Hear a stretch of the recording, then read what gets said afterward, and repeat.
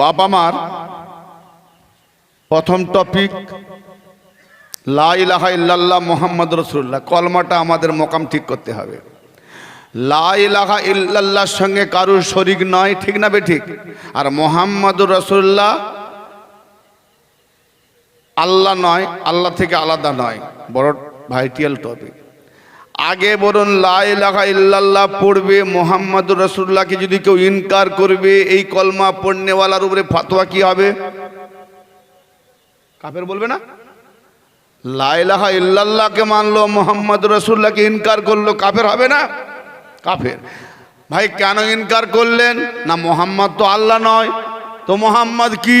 না মুহাম্মদ গায়রুল্লাহ। গায়ের মানে কি? আল্লাহর আপন নয়, আল্লাহর পর। ভাই পর কাকে বলে? পাঁচ ভাই মিলে একটা বিষয়কে নিয়ে মীমাংসা করার মিটিংয়ে বসেছে। কোথা থেকে, কোন পাড়া থেকে একটা ছেলে এসে বলছে তোমাদের বিচার ঠিক হয়নি, আমি করে দিচ্ছি। পাঁচ ভাই মিলে কি বলবেন? খুশি হবেন না নারাজ হবেন? নারাজ হবেন। কেন? যে আমাদের ভাইয়ের ব্যাপার, তুই কি আমাদের আপন? হ্যাঁ বাবা, আমার বাবা হতো বা আমার ভাই হতো, আমার রিশতেদার হতো, আমার আপন হতো, তাহলে বললে ভাই কোনটা ঠিক? আপনের বলার অধিকার আছে, ঠিক না? আপন লোকের বলার অধিকার আছে, পরের নেই। তো এ পর, অতএব তার আমাদের হাজারো ভুল হলেও সে তো কোথাকারকে চিনি না, তা সে যদি এসে বলে আপনাদের বিচার ঠিক হয়নি, নারাজ হবেন না? কেন? ও তো পর মানে গায়রুল্লাহ, আল্লাহর অপর। তাহলে মোহাম্মদ কি আল্লাহর ওই রকম অপর? আপন কেউ নয়। অলি আল্লাহ কি আল্লাহর ওই রকম অপর? আপন কেউ নয়। তাহলে অলির দুশ্মন, নবীর দুশ্মন এই টুপি মার্কা মৌলবী মোল্লারা কি ইসলামটাকে খান খান করছে, ভাগাভাগি করছে। আর সাধারণ মানুষ গায়রুল্লাহ মানে বুঝতে না পেরে শিরক হয়ে যাবে, গুনাহ হয়ে যাবে, থরথর করে কাঁপছে, আর আসল জিনিসটাকে ছেড়ে দিয়ে নকলে ডুবে মরছে। হাই অবস্থা! আল্লাহ বলছেন ওয়াজআলুর রিজসা আলাল্লাযিনা লা ইয়াকিলুন, যার বিবেক, আকেল, বুদ্ধি, বিবেক নাই, আল্লাহ তার উপরে নাপাক নিক্ষেপ করেন।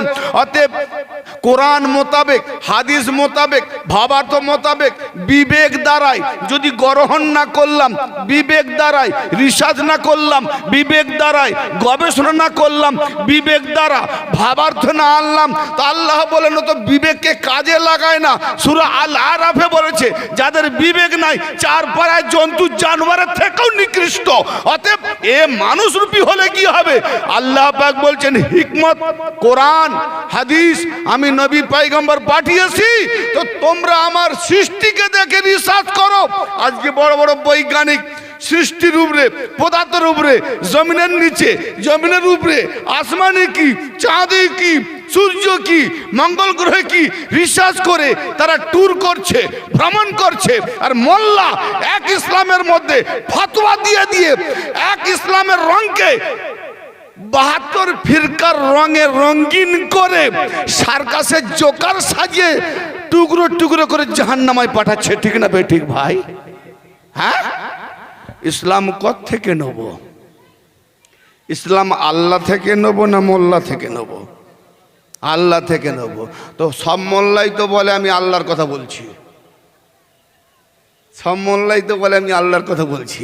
তো আল্লাহর কথা বলতে গেলে আল্লাহ ওই মোল্লাকে কবে বলেছে? কথা গৌর করছেন? যে মোল্লা বলবে আমি আল্লাহর কথা বলছি, আপনি বলুন আপনি আল্লাহর কাছ থেকে কবে, কোন সময় কথা শুনেছেন? আল্লাহ আপনাকে কবে বলেছে? আল্লাহ আপনাকে কবে বলেছে? বলে আল্লাহ তো বলেনি। কে বলেছে? আমার ওস্তাদ বলেছে। তোর ওস্তাদ কার থেকে শুনেছে? তার ওস্তাদের কাছে। সে কার থেকে? না নবীর কাছ থেকে। তো যদি গায়রুল্লাহ আল্লাহর অপর, তো তুই গায়রুল্লাহর কাছ থেকে নিবি কেন? আল্লাহর কাছ থেকে শোন। মাথায় ঢুকলো না? নবীকে গায়রুল্লাহ বলছো, আউলিয়াকে গায়রুল্লাহ বলছো, তবে তার কাছ থেকে নেবে কেন? তুমি আল্লাহ ছাড়া গায়রুল্লাহ মানবে না, গায়রুল্লাহর সাহায্য নেবে না, গায়রুল্লাহর হেল্প নেবে না, গায়রুল্লাহর কাছে যাবে না। কত নামাজ পড়ছেন? ইসলামে কত ওয়াক্ত নামাজ ফরজ? কেউ 5 ওয়াক্ত নামাজ নেই। 5 ওয়াক্ত, 5 ওয়াক্ত নামাজ কেন ফরজ করা হলো জানা আছে? বাস করে দিয়েছি, ঢিপঢাপ ঠুকে দিয়েছি। আর রংটা যদি না বুঝি, জানেন না কোরআন আবার বলছে সূরা মাউন এই নামাজ জাহান্নামে নিয়ে যাবে, এটা বলে না? এটা কেন দেখছেন না যারা কোন নামাজ জাহান্নামে নিয়ে যাবে? 5 ওয়াক্ত নামাজ কেন করা হয়েছে আগে বলুন? হজ ফরজ নয় কি? কাদের জন্য হজ ফরজ? কাদের জন্য? মালিকের নিসাবের জন্য, অর্থাৎ যারা ওই পর্যন্ত যেতে পারবে, যাদের ক্ষমতা নেই ছাড় আছে। কিন্তু আভ্যন্তরীণ হজ মাফ নেই। হজ 2 প্রকার আছে, একটা জাহেরা, একটা বাতেনা। বাতেনা হজ 70 গুণ ফজিলত বেশি জাহেরার থেকে, কিন্তু জাহেরাও ছাড় দিচ্ছে না। কেন না? পয়সা আছে, দৌলত আছে, যেতেই হবে। আচ্ছা ভাই, এখানে কোনো আমার হাজি বাবজি আছে? একজনও নেই? মাশাআল্লাহ আছেন। আমি যেগুলো বলছি বাবাজি, ভুল হলে আমাকে বলবেন, আমি আপনার কাছ থেকে শিক্ষা নিয়ে নতুন করে শিক্ষা নেব। জি, হজে গিয়ে সাফা মারওয়া সাই করতে হয় না? জি, সাফা আর মারওয়া দুটো পাহাড়। হাজি, সাফা মারওয়া কি জন্য? আমি হজে যাব, কাবা বাইতুল্লাহ আল্লাহর ঘর, এখান থেকে নামাজ পড়ি। কাবা বাইতুল্লাহ কত দূরে বলুন তো? তবু আমরা যেখানে থাকি কাবা বাইতুল্লাহকে সামনে রেখে, সম্মুখে রেখে, আগের দিকে রেখে নামাজ পড়ি। আর ওখানে কাবা বাইতুল্লাহর কাছে পৌঁছে গেলাম, জি কাবা বাইতুল্লাহর কাছে পৌঁছে গেলাম, তো কাবা বাইতুল্লাহকে ছেড়ে আমি সাফা মারওয়া দৌড়াতে যাব কেন? গর করছেন? হ্যাঁ, না না না, কি কোনো রহস্য নেই? আল্লাহ এমনি বলছে আর কি ঠকে দেবো? হ্যাঁ, শয়তান কেন ঠুকেনি? সে তো কিছু বুঝেছিল। তো সে যেটা বুঝেছে সেটা কি ঠিক, না আল্লাহ যেটা হুকুম দিয়েছে ওটা ঠিক? আদম আল্লাহ নয়, ও তো গায়রুল্লাহ বলছো। তার আবার গায়রুল্লাহকে তো শয়তান সেইদাই করেনি। তাহলে যারা মোল্লারা বলছে যে গায়রুল্লাহর কাছে মাথা নোয়ানো যাবে নি, তারা তো শয়তানের ফতোয়া দিল, ঠিক না বে ঠিক? শয়তানের সঙ্গে রঙিন হয়ে গেল। কেন? শয়তান তো বলছে আল্লাহ তোমাকে সেদা দিতে একবারও ইনকার করেনি, আজও সেদা দিচ্ছি, দেবো, কিয়ামত পর্যন্ত দেবো। একটা দলিল দেন যে আজও শয়তান আল্লাহকে সেদা দিতে ইনকার করেছে? না না, ইনকার করেনি। কারণ মুসা নবীর জামানাতে যখন শয়তান রাস্তা দেখা করলো, হে মুসা নবী, আপনি সকলের সুপারিশ করছেন, আমার জন্য একটু ফরিয়াদ করবেন, আল্লাহ সকলের গুনাহ খাতা মাফ করছে আপনার সুপারিশে, তা আমার জন্য একটু করুন না। বলে কি বলতে হবে, তোর জন্য কি করতে হবে? মুসা নবী খুব খুশি। শয়তান যখন সুপারিশ চাইছে, নিশ্চয়ই শয়তানের কাউকে শয়তানি করবে না, হেদায়েত হয়ে গেলে বাঁচা যায়। তো বল না, আল্লাহ যেন আমাকে ক্ষমা করে, তুমি গিয়ে একটু বলো না। তো আল্লাহর কাছে গিয়ে মুসা বলেছিলেন যে আজাজিল এই কথা বলেছে, ওগো আল্লাহ, তাকে ক্ষমা করা যাবে? কেন আপনি তো রহমানুর রহিম, গাফুরুর রহিম লাকাব নিয়েছেন, আপনার ইস্টেম আছে, হ্যাঁ সেই ইস্টেম আছে, গাফুর রহিম, দয়ালু, দাতা, ক্ষমাকারী, মার্জনাকারী, তা আপনি মাফ করবেন না কেন? তো শয়তান ক্ষমা চাইছে আপনার কাছে, তাকে কি ক্ষমা করা যাবে? আল্লাহ কি বললেন? বলে ওই শর্ত। কি শর্ত? না আদমকে যখন সে সেজদা করেনি, তো তখন তার জন্য তাকে শয়তান বানিয়েছি। তো আজকে তো সে চালাকি করছে যে আদম তো নেই, তাহলে সেজদার হুকুম হবে না। না না না, আদম নেই তো কি হবে? আদমের কবর আছে, কবরে গিয়ে সেজদা করতে বলো, যদি করে তো আমি ক্ষমা করে দেবো। ইমাম গাজ্জালির হাওয়ালা।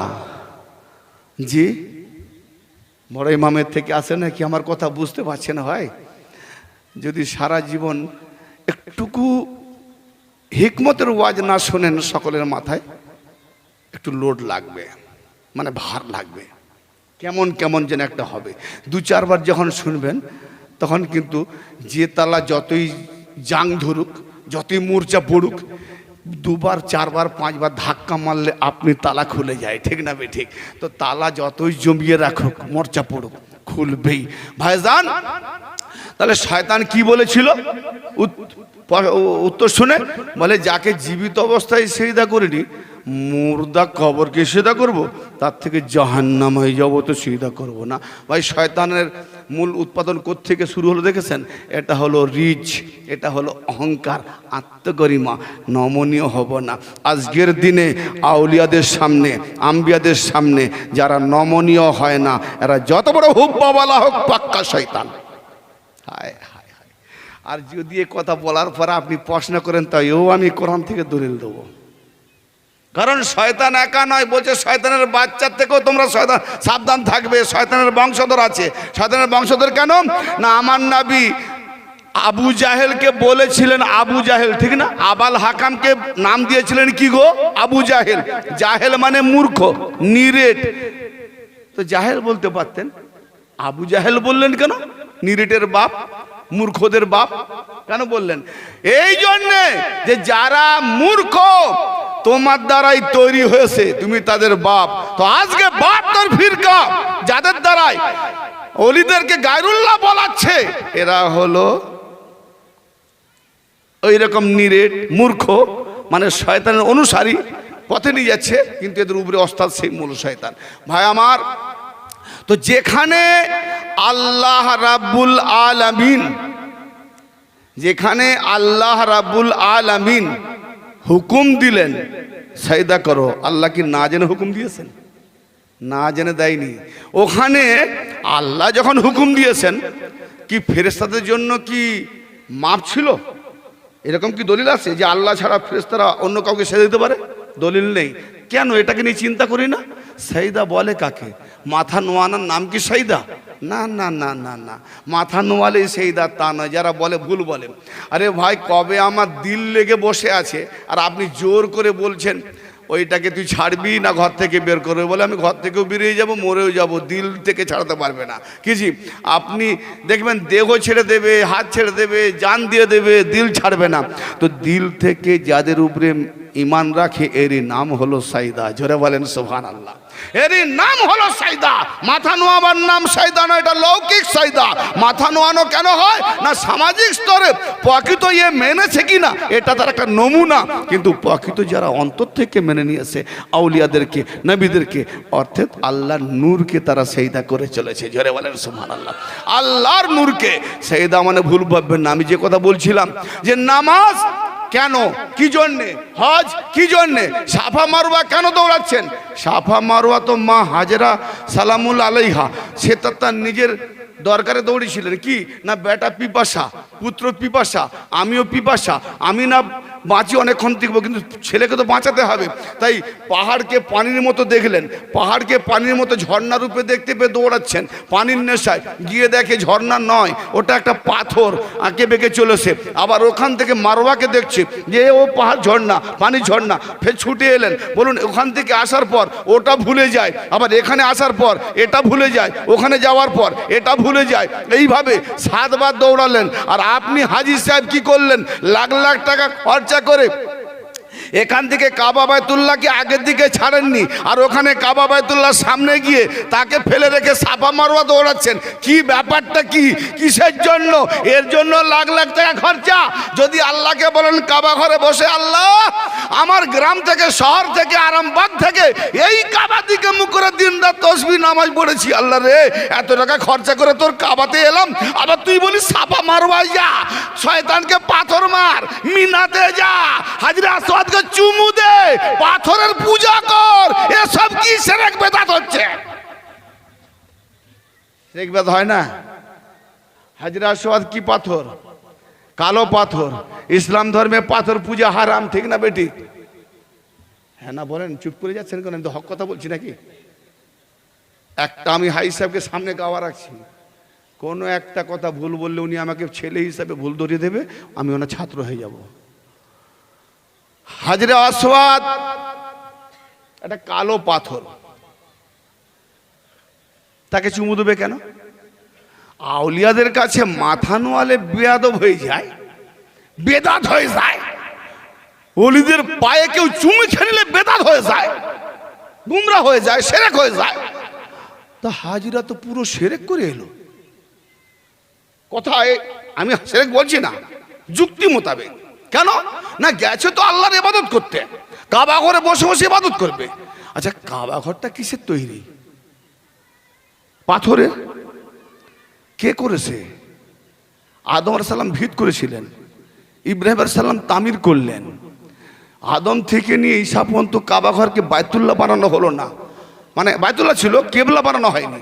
ওর দিকে নামাজ পড়বে কোনো নবীকে হুকুম দেননি, কোনো নবীর উম্মতকেও দেননি। শুধু মুহাম্মাদের উম্মত আর মুহাম্মদ, তাও নবী মুহাম্মদ 16 থেকে 17 মাস বাইতুল মুকাদ্দাসকে কেবলা করে নামাজ পড়েছিলেন, তখনও হুকুম পাননি। কি জন্যে? যখন নামাজ পড়তে পড়তে বারবার তাকাচ্ছেন। কেন তাকাচ্ছেন? যে আল্লাহ প্রত্যেক মসজিদে ইমাম না থাকলে সে মসজিদ নয়, ঠিক না বেটি? মসজিদ নয়। হ্যাঁ, যে মসজিদে ইমাম না থাকলে মসজিদের কোনো দাম নেই। মসজিদ করা মানে ইমাম দরকার আছে, ঠিক না বেটি? তো মসজিদ যদি হয় ইমামের জন্য, হ্যাঁ, নামাজ পড়তে গেলে ইমাম লাগবে, তাহলে মসজিদ হয়েছে মসজিদগুলির ইমামকে না? মসজিদগুলির ইমাম তো বাইতুল্লাহ কাবা, ঠিক না বেটি? মসজিদগুলির ইমাম তো বাইতুল্লাহ কাবা। তো ওই কাবা আসল মসজিদ, আল্লাহর ঘর, মসজিদে হারাম, ওই কাবাকে ফলো করে বিশ্বে কোটি কোটি মসজিদ, ঠিক না বেঠিক? ও ভাইজান, তো এ মসজিদের ইমাম না হলে চলে না। ওই আল্লাহ পাকের বানানো ইব্রাহিমকে দিয়ে যে মসজিদ বানানো হলো, ওর ইমাম কোথায় খুঁজেছি। এই জন্যে ইমামের পিছনে তো আমি ইক্তেদা করলাম। বলি ইমাম সাহেব, আমি তো নামাজ পড়লাম, আমার ইক্তেদা, আপনি ইমাম হলেন, আমি ইক্তেদা করলাম। আপনি যখন নামাজ পড়ছেন, আপনি কার পিছনে ইক্তেদা করছেন? আপনার ইমামকে। যদি আপনার ইমাম না থাকে তো আপনি কি করে 5 ওয়াক্ত নামাজি হলেন? নামাজ পড়ো না, আমি বলছি নামাজের বিরোধিতা করছি না, নামাজের বিরোধিতা করিনি। হাকিকতের ইমাম হতে হবে, ইমামের পিছনে নামাজ পড়তে হবে। তা না হলে কি হচ্ছে? এই যেন একটা রেশম রেওয়াজ হয়ে গেছে। রেশম রেওয়াজ করতে হয় করি, খেতে হয় খাই, একটা প্রচলন হয়ে গেছে। না না না না, প্রচলন নয়, হাকিকত দেখুন। ইবাদতের মধ্যে যার হাকিকত নেই, যে ইবাদতে জান নেই, ভাই আপনি হাজার মূর্তি করুন। যে কেন করছেন মূর্তি? কেন মানুষ এরকম মানুষ করছেন, মানুষ বানাচ্ছেন? না, এরা আমার যুদ্ধের সময় সহায়তা করবে, লড়াই করবে। আচ্ছা, এই হাজার মূর্তি আপনার সঙ্গে দলবল বেঁধে যুদ্ধ করবে, ঠিক আছে, যুদ্ধ যখন লেগে গেল, হাজার মূর্তি লড়াই করবে না ভেঙে খান খান হয়ে যাবে? তো দেখা গেল হাকিকতে জান নেই, তো লড়বে কি করে? যে মূর্তির ভেতরে জান নেই তো লড়বে কি করে? তো আপনি আমি যে নামাজ পড়ছি, ওই নামাজের ভেতরে যদি হাকিকত না থাকে তো এই কবুল হবে কি করে? কিসি তো এ কেন, কি জন্যে? এই জন্যে যে কাবার আল্লাহর মসজিদ, ওর আল্লাহ যখন ঘর বানিয়েছে, ইমাম তো মানুষ বানাবে না। ঘর করছেন, আমরা মসজিদ বানিয়েছি, কাউকে পছন্দ করে ইমাম রেখেছি। আমার কথা বুঝতে পারছেন বাবজি আমার, ভাইরা আমার? আমরা যখন মসজিদ বানিয়েছি তো ইমাম বানিয়েছি, ঠিক না? আল্লাহ যখন ঘর বানিয়েছে তার ঘর, তাহলে ইমাম বানাবে কে? মানুষ না আল্লাহ?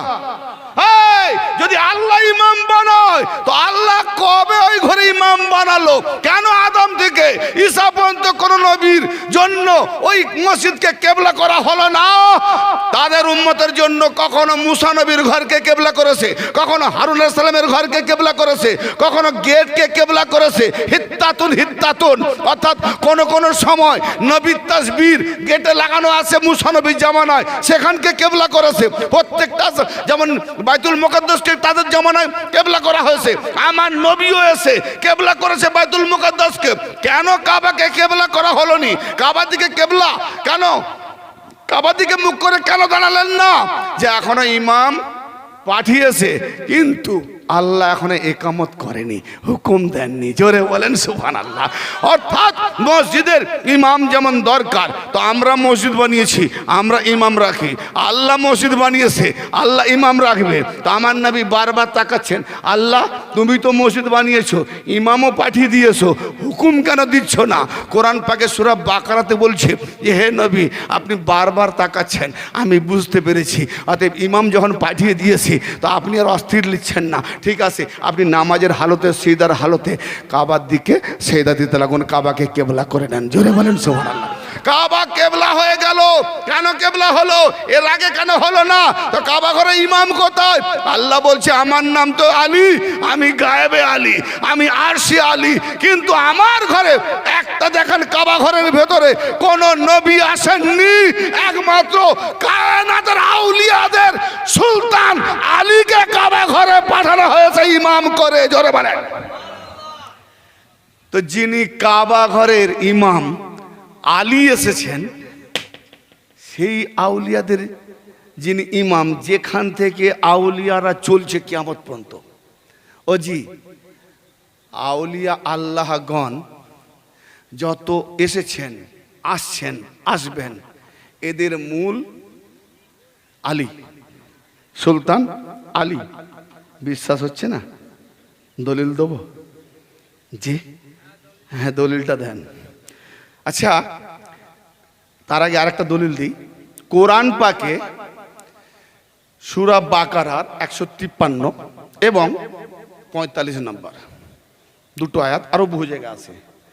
ইয়া আইয়ুহাল্লাযীনা আমানুস্তাঈনু বিস-সাবরি ওয়াস-সালাহ ইন্নাল্লাহা মা'আস-সাবিরিন। হে ঈমানদারগণ, তোমরা নামাজ হতে, সবর হতে সাহায্য চাও। কার থেকে? নামাজ থেকে, সবর হতে। ইন্নাল্লাহা মা'আস-সাবিরিন, নিঃসন্দেহে আল্লাহ সবরকারীদের সঙ্গে আছেন। বুঝতে পারলেন? এটা কোরআন। আচ্ছা,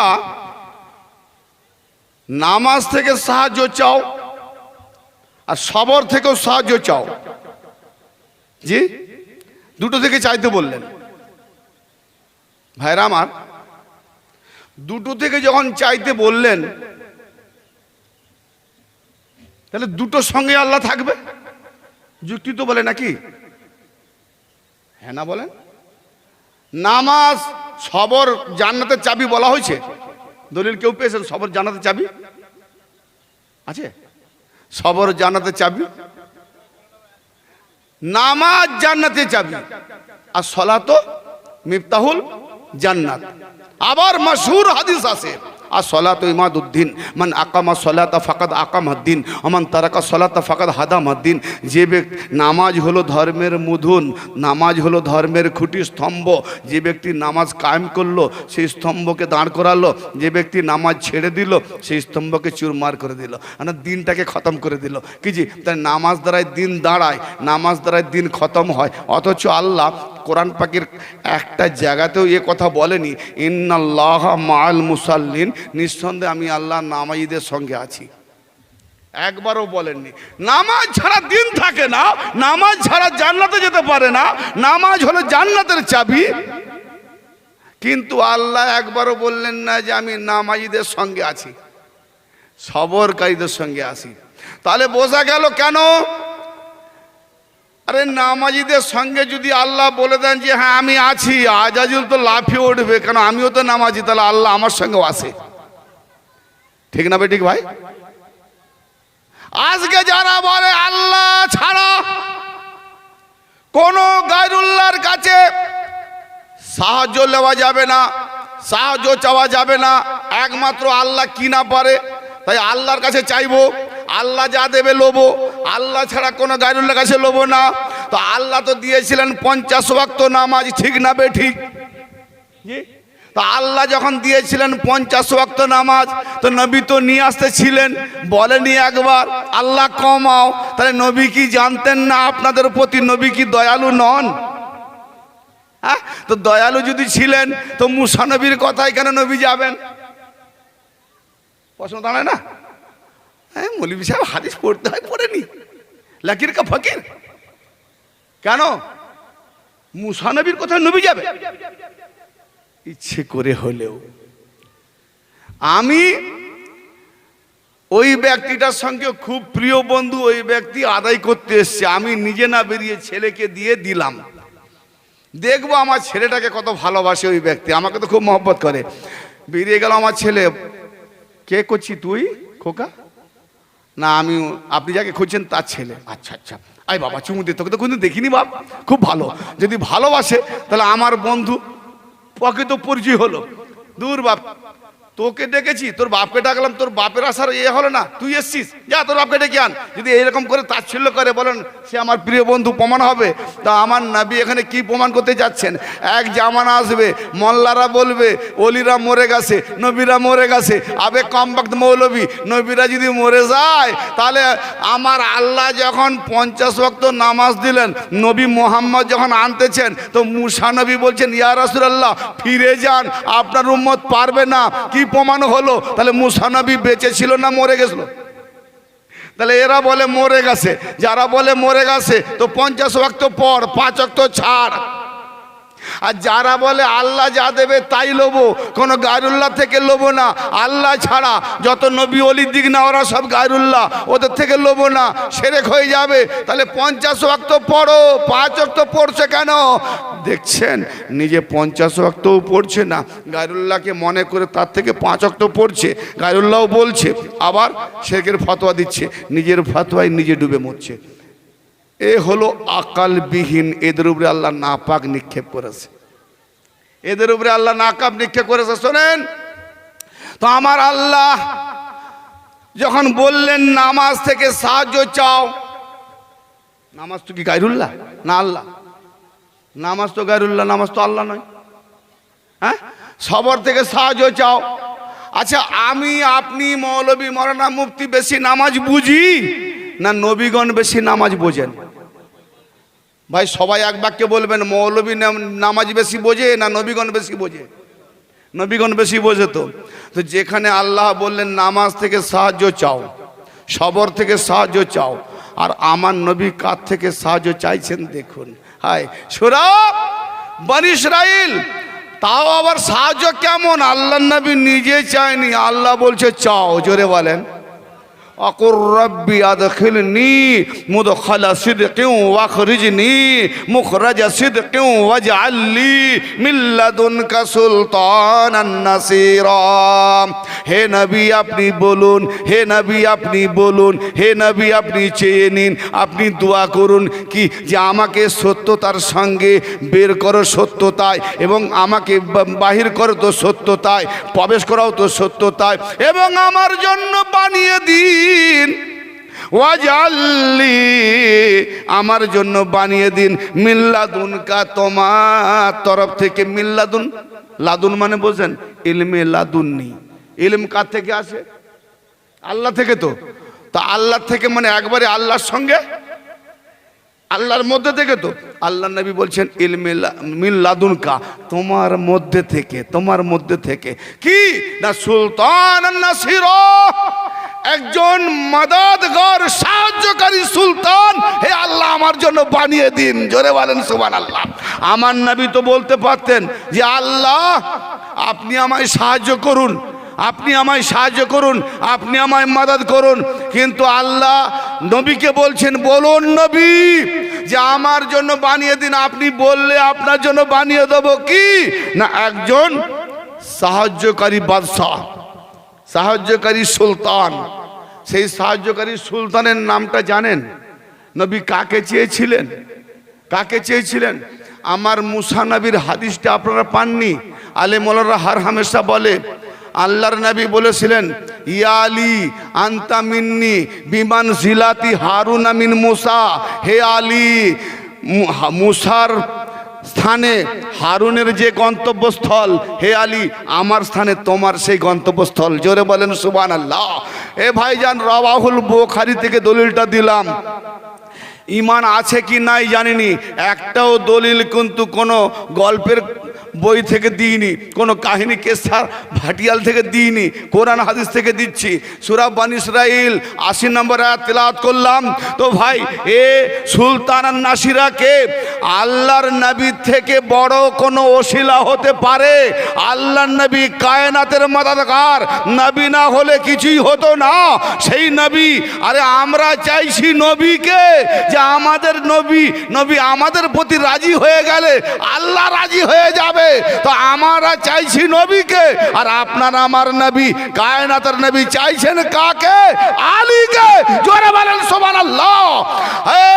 ইমাম আহমদ ইবনে হাম্বলের লেখা ফাজাইলুস সাহাবা, আমার নবী দেখিয়ে দিলেন যে সাহাবারা বুঝতে পারবে না, কিয়ামত পর্যন্ত উম্মতরা বুঝতে পারবে না কোরআনে যে আমি মদদগার সুলতানকে চেয়েছি, এরা তো অন্য কাউকে বানিয়ে দেবে, এ বোধহয় উমুক সাহাবা হবে, এ বোধহয় উমুক সাহাবা হবে, বিভিন্ন মতান্তরে পড়ে যাবে।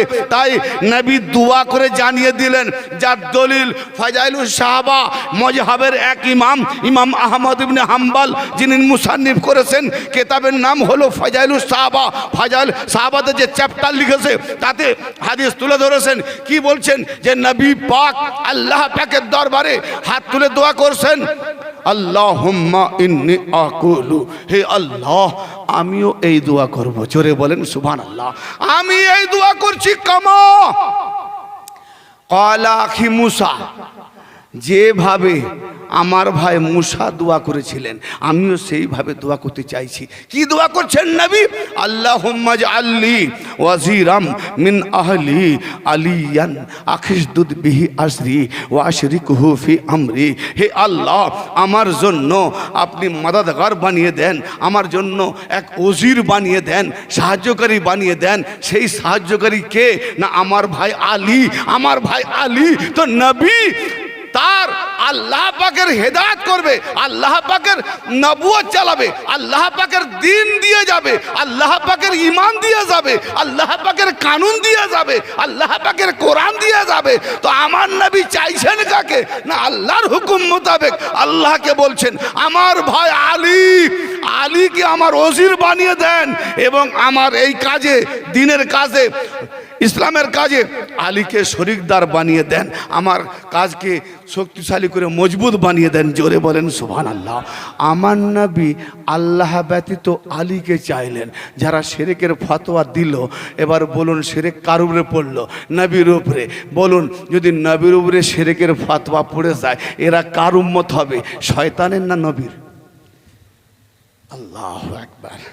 হ্যাঁ, দলিল মানি না, খালি কাহানি বলে যাই, ফতোয়া দিয়ে চলে যায়।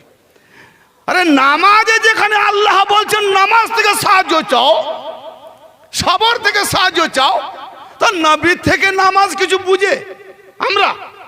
আমরা আমাদের নবীর থেকে কি নামাজ বেশি বুঝে গেছি? তো যদি না বুঝি, নবী তো নামাজ থেকে চাইলেন না, নবী তো চাইলেন আল্লাহ থেকে আলীকে, আলী থেকে সাহায্য চাইছেন। কি ব্যাপার কি? নবী তো নামাজ থেকে সাহায্য চাইলেন না, তো নামাজটা কি? নামাজ কি? ওই জায়গায় হজ বলতে গিয়েছি যে হজ হবে মা হাজরার অনুসরণ। মা যদি সাফা মারওয়া যদি না ঘোরাফেরা করো তাহলে মা হাজরা কেন সাফা মারওয়া ঘুরছো?